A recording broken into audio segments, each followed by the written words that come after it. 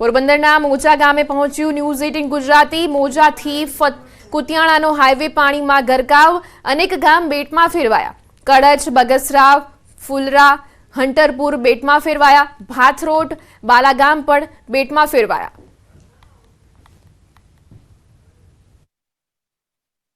માણાવદર તરફ જવાનો રસ્તો છે તે અત્યારે બંધ જોવા મળી રહ્યો છે। કોઈએ અહીંથી બાલાગામ કે ઓસા જવું હોય તો તે નથી જઈ શકતો।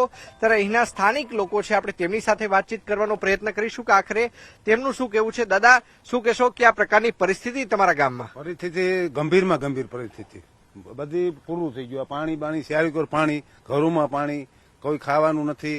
અઠવાડિયા કોઈ થોડા દાણા હોય દરાવી અને થોડું થોડું ખાધું બધા એવી પરિસ્થિતિ છે સર। અને ગામમાં કેટલા ઘરોની અંદર પાણી ઘૂસી ગયા હતા? પછી ઘૂસી જાય તો શું કરો છો તમે? ઘૂસી જાય એટલે ઉસાણમાં વ્યાદ આવીએ, ઉસે જગ્યાએ વ્યાદ આવી, તાલપત્રી બાંધીને રહીએ, પછી થોડું અનાજ હોય એ ખાઈએ, દરાવીને ખાઈએ। એમાં લાઇટે નથી, દરાવાને ધાંધિયા થાય। ધાનની પણ કમી છે। શું કહેશો કે આ પ્રકારની પરિસ્થિતિ ગઈકાલે થઈ હતી? એક ડેડ બોડીને અહીંથી કઈ રીતે તમે કડચ લઈ ગયા હતા, શું કહેશો? એક ડેડ બોડીને અમે રિક્ષા લેવી પડી હતી, એની પાછળ અમે રિક્ષા પાછળ 4-5 છોકરા મળી અને ધક્કો મારીને માંડ ડેડ બોડીને ત્યાં પુગાડીએ। માધુપુરના પીએસઆઈ સાહેબ બી હતા શ્રી, એનડીઆરએફ ની ટીમે સાથે હતી, પણ અહીંથી 3 કિલોમીટર અમારે તો પાણીમાં હાલીને જ જવાનું હતું। ડેડ બોડીને તો અમે રિક્ષામાં ખાલી રાખી ને બધા હાલી, લોકોએ રિક્ષાને ધક્કો મારી તાત્કાલિક 1.5 કિલોમીટર પાણીમાં હાલી ત્યાં પુગાડી, ત્યાંથી ઉડાની વ્યવસ્થા કરી માધુપુરના પીએસઆઈ સાહેબે। એ પછી ડેડ બોડી અમે લગભગ 1.5-2 કલાક ડેડ બોડી અહીં પડી રહી। એ પછી અમને હોડીની વ્યવસ્થા કરી, એનડીઆરની ટીમ આવી પોરબંદરથી, એ પછી સાહેબ અમે અહીંથી એ ડેડ બોડી મોકલાવી। ડેડ બોડીમાં અમારે 3 થી 4 માણસોને જ મોકલ્યા, વધારે એકેય માણસો ન જવા દીધા। જીવતા જીવતો સંઘર્ષ કરવો પડે છે, પરંતુ પણ સંઘર્ષ કરવો પડે છે। આ પ્રકારનો કિસ્સો સામે આવ્યો છે। આજુબાજુના ખેતરની અંદર મગફળીનું વાવેતર હતું। અંદાજિત કેટલા ખેડૂતોએ અહીંયા મગફળીનું વાવેતર કર્યું હશે અને કયા પ્રકારની પરિસ્થિતિ? મોટાભાગના ખેડૂતો ખાલી કેટલા પાક લઈ શકે છે? આ મોટાભાગના ખેડૂતો અત્યારે વાવેલી હતી મગફળી, પછી 2 થી 3 પાક લઈ શકે છે। કોઈ લસણ વાવે, કોઈ એવું ઘઉં વાવે, એવું હાલે છે। પણ અત્યારે તો આ જે છે એ બધી ફેલ થઈ ગયું, પાણી ભરાઈ ગયું, એટલે અત્યારે કઈ થાય એમ નથી ખેડૂતને। ચોક્કસ તો અત્યારે કઈ થાય એવું નથી। શું કહેશો? ખેડ પંથકના ખેડૂતની વાત કરીએ તો ખેડ પંથકનો ખેડૂત છે, શિયાળો, ઉનાળુ, ચોમાસું 3 પાક હોય। આ 3 પાકમાંથી કયો પાક લઈ શકે અને અન્ય પાક નથી લઈ શકતો? આની પાછળનું કારણ શું છે? પાક તો નથી લેવાતો એનું કારણ છે કે અટાણે પાક તો લઈ શકાણો, તો આપણે મગફળી તો વાવી તેના માથે તો પાણી ફરી વળ્યા, એ તો મગફળી તો કઈ દેખાતી નહીં। મગફળી તો અમારો પાક ફેલ થઈ ગયો, બરોબર। તો એ વરસમાં એ 1-2 અમારે આ બધું અમારે કોઈ દહણ છે, કોઈ ડુંગળી છે, કોઈ એ રીતના। ચોક્કસ તો કોક લસણ વાવે છે, કોક ડુંગળી વાવે છે, કોક ચણા વાવશે અને કોક ઘઉં વાવશે।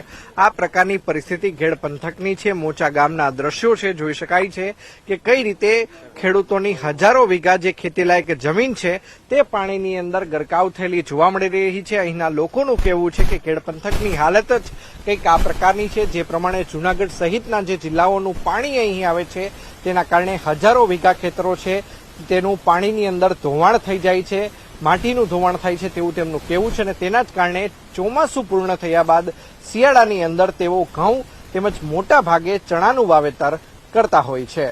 અંકિત પોપટ, ન્યૂઝ 18 ગુજરાતી, મોચા ગામ। પોરબંદરના ઉપરવાસમાંથી વરસાદી પાણીની સતત આવક થઈ રહી છે। જનકપુરી સોસાયટી, સુદામા પાર્ક, બાલવાટિકા સહિતના વિસ્તારો હજુ સુધી પાણીમાં ગરકાવ છે। ઉપરવાસમાંથી આગામી 1 થી 1.5 મહિના સુધી પાણીની આવક રહેશે। સ્થાનિકોનું કહેવું છે કે ઉપરવાસમાં જ્યાં સુધી વરસાદ વરસતો રહેશે ત્યાં સુધી પાણીની આવક થતી રહેશે। દર વર્ષે લોકોને ધસમસતા પાણીમાંથી પસાર થવું પડે છે। વેપાર ધંધા માટે તેમજ બાળકોને સ્કૂલે લેવા મૂકવા માટે પાણીમાંથી પસાર થવું પડે છે।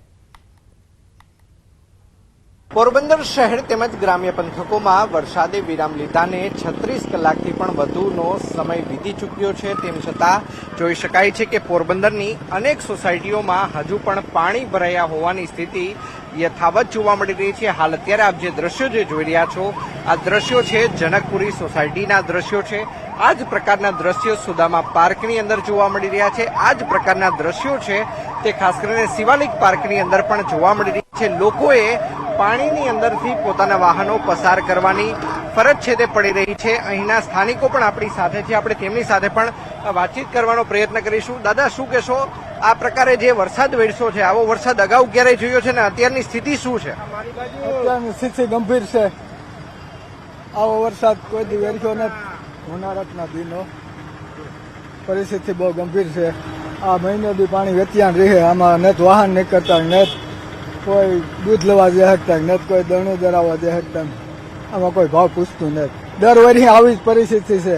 આ પાણી ક્યાંનું આવે દાદા, શું કહેશો? આ બધે આ વાડીનું આવે. આમાં કોઈ નિકાલ છે નહીં. લોકોએ આમ જ રહેવાનું, આમ જ રહેવાનું. મહિનો દી આ વેતિયાનો દી અહીં પૈસા ચડાવીને જવાનું. ચોક્કસ અન્ય લોકો છે, આપણે તેમની સાથે પણ વાતચીત કરીશું. શું કહેશો, આજુબાજુની કેટલી સોસાયટીમાં આ જ પ્રકારે પાણી હોય છે? વરસાદ રહ્યા બાદ પણ આ પ્રકારની પરિસ્થિતિ? લગભગ મહિનો દોઢ મહિનો સુધી આ પાણીનો આ વિસ્તારમાં પાણી ભરેલા રહેશે અને આ ઉપરથી પાણી વાડી વિસ્તારમાંથી આવે છે. 15-16 ગામનું પાણી અહીંયાથી નીકળે છે અને દર વર્ષે આ જ પરિસ્થિતિ છે. દોઢ મહિના સુધી આ જ પરિસ્થિતિ રહેશે. માણસને ખાવા પીવાનું, ઘરમાં કોઈ વ્યવસ્થા નથી, બકાલા નથી, દરણા નથી, દૂધ લેવા માટે 2-2 કિલોમીટર દૂર જવું પડે છે. કોઈ વ્યવસ્થા છે નહીં. દર વખતે આ પરિસ્થિતિ થાય છે. ચોક્કસ તો દર વર્ષે આ જ પ્રકારની પરિસ્થિતિનો સામનો અહીંના સ્થાનિકો કરે છે. અન્ય એક ભાઈ છે, શું કહેશો, આપ કયા વિસ્તારમાં રહો છો અને આપના વિસ્તારની પરિસ્થિતિ કયા પ્રકારની છે? વરસાદે વિરામ લીધો પરંતુ પાણી હજુ પણ શરૂ છે, શું કહેશો? હા, હું સુદામા પાર્કમાં રહું છું અને આ જ પરિસ્થિતિ છે બધાની.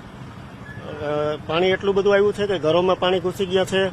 માણસને બહુ હાલાકી થાય છે નીકળવામાં. છાસ દૂધ માટે છોકરા બાળકોને સ્કૂલે, અત્યારે તો રજા છે, સ્કૂલે જવા માટે 1 મહિનો 1.5 મહિનો આવી જ પરિસ્થિતિ રહેશે. ઉપરવાસમાંથી જે પાણી આવે છે એનો કોઈ નિકાલ નથી, એટલા માટે આ પાણી અહીંયાથી જ નીકળે છે. તો આની કંઈક સુવિધા કરે સરકાર. અહીંયા કોઈ ડાયવર્ઝન નથી કે આ પાણી છે તે અન્ય જગ્યાએથી ડાયવર્ટ થઈને? કારણ કે તમારી અનેક 10 થી 12 જેટલી સોસાયટી છે કે જ્યાં આ જ પ્રકારે પાણી આગામી સમયમાં પણ નીકળતું રહેવાનું છે. હા, આ તો મહિનો દિવસ સુધી આવી રીતે જ ચાલુ રહેશે પાણી. કારણ કે કુવા છે એ અત્યારે છલકાઈ જાય, એના લીધે જે પાણી છે એ બહાર નીકળશે કુવામાંથી અને આ પરિસ્થિતિ તો રોજ રહેશે જ હમણાં.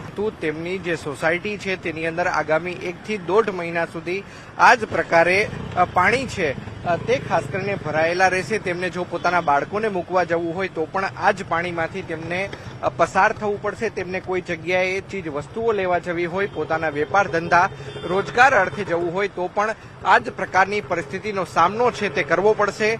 અન્ય પણ એક વૃદ્ધ આપણી સાથે છે, આપણે તેમની સાથે વાતચીત કરીશું. કાકા, શું કહેશો, જે રીતે 48 કલાકમાં 27 ઇંચ વરસાદ વરસ્યો હતો, આવો વરસાદ ક્યારેય અગાઉ જોયો છે?